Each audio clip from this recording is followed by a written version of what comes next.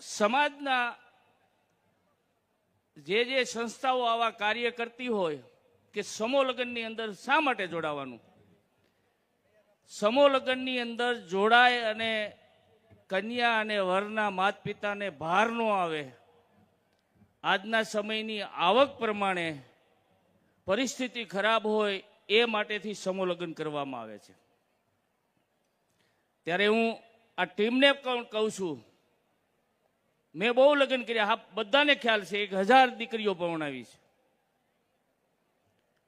પણ સમૂહ લગ્નની અંદર જોડાવવું હોય તો હવે પછી એક સમાજમાં એક નિયમ ઊભો કરવો પડશે કે ઘરે કોઈ પ્રસંગ જ નહીં, ડીજે નહીં, ગરબા નહીં, આ પ્રી-વેડિંગ નહીં, હલ્દી રસમ નહીં, મહેંદી રસમ નહીં, ક્યાં જઈને આપણે અટકવાના છીએ?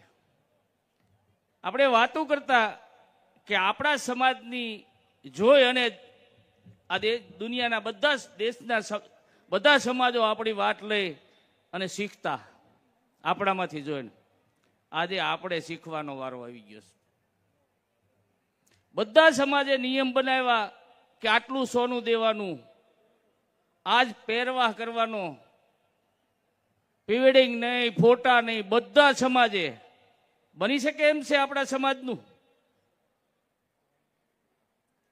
હોય કે ઘણા વક્તાઓએ કીધું કે સમાજ બહુ મજબૂત થઈ ગયો છે, વાતું છે, સમાજ અત્યારે લોન ઉપર છે।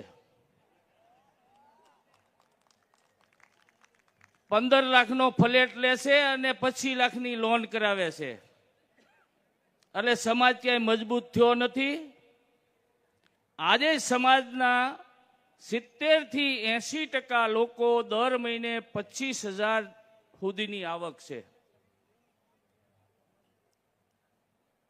તો 12 મહિનાના 3 લાખ રૂપિયા, દીકરો હોય કે દીકરીને બાપ હોય જે નોકરી કરે છે સામાન્ય રીતે, તો જ્યારે એનો દીકરો વરાવવાનો થાય કે દીકરી વરાવવાની થાય,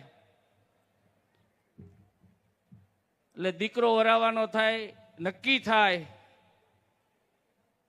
એટલે દીકરી તરફથી એક માંગ ઊભી થાય છે કે એપલનો ફોન જોઈશ। આ 1.5 લાખ રૂપિયાનો આવે। હું ઓલા ભાઈ કીધું ને હું મોબાઈલને કંઈ નહીં કરી જાઉં, પણ મારે દેખાડવું હતું એટલે લઈ આવ્યો હતો। આ 1.5 લાખનો આવે છે। દીકરાની બાપની આવક આખા વર્ષની 3 લાખની છે। તો જ્યારે આપણા બાળકોને સંસ્કારિત બનાવવા હોય તો ખરેખર આજની યુવા પેઢીને હું એક નમન કરીને કહેવા માંગુ છું કે ખાલી મણિબેનના વિચારો જીવનની અંદર ઉતારી લે ને આજના દીકરા દીકરી, તો એને મા બાપને ક્યારેય સુસાટ ન કરવું પડે। કે એક દેશના નાયબ વડાપ્રધાન સરદાર વલ્લભભાઈ પટેલ, ગૃહપ્રધાન, પ્રસારણ મંત્રી અને રિયાસત મંત્રી, આવી વ્યક્તિ અને એમના દીકરી જો થીગડાવાળી સાડી પહેરી એકતા હોય ને, તો આજની યુવા પેઢી ખાલી મણિબેનને જીવનની અંદર ઉતારી લે એટલે એને મા બાપને કાર્ય સુસાટ ન કરવું પડે। કારણ કે દીકરા દીકરીની વાતને સંતોષવા માટે બાપ ગમે ત્યાંથી, ગમે એ વ્યક્તિ પાસેથી વાલી વસ્તુ મેકી, ગમે ત્યાંથી વ્યાજે પૈસા લાવી અને દીકરા દીકરીઓની જે કાંઈ ઈચ્છા હોય પૂર્ણ કરે છે। જ્યારે દીકરા દીકરી પૌણી જાય, એની ઈચ્છાઓ પૂરી થઈ જાય અને બાપને ક્યાંય ભેગું ન થાય, ત્યારે એનો બાપ સુસાટ કરે છે। જે ઘરની અંદર જે વ્યક્તિ સુસાટ કરે છે ને, એ ફેમિલીની અંદર એના માતા પિતા, એના બાળકો, એની પત્ની, એક હારે 5-7 જણાએ સુસાઇડ કર્યું ગણાય છે।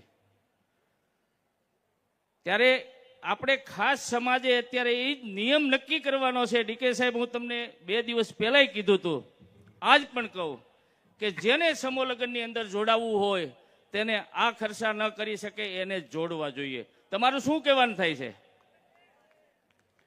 તમારે સમૂહ લગ્નની અંદર જોડાવવું છે અને આયોજકોને પૂછવા આવો છો કે તમે કરિયાવર શું આપવાના છો?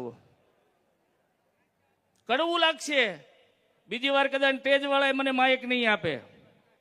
સમાજની વાત છે એટલે કહેવાની છે. હું જે વ્યક્તિને માનું છું એણે કીધું તું હાસી કહેવાની હિંમત રાખો, કાળજું સિંહનું રાખો ને ઘરની વાત ઘરના. અહીંયા ઘરના બેઠા એટલે વાત કરું છું, બીજા સમાજની વચ્ચે નથી કરતો.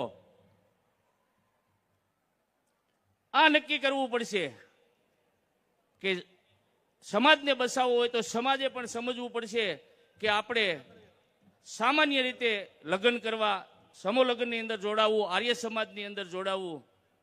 અને આ સંસ્થાઓ તમારા માટે કે સમાજને ઉગારવા માટેના જે પ્રયત્ન કરે છે તો એમાં બધાએ સહયોગ આપવો જોઈએ, કારણ કે નકરું આયોજકોએ. ગુજરાત અને દેશની તમામ માહિતીથી અપડેટેડ રહેવા માટે જોડાયેલા રહો કલ તક 24 ન્યૂઝ સાથે.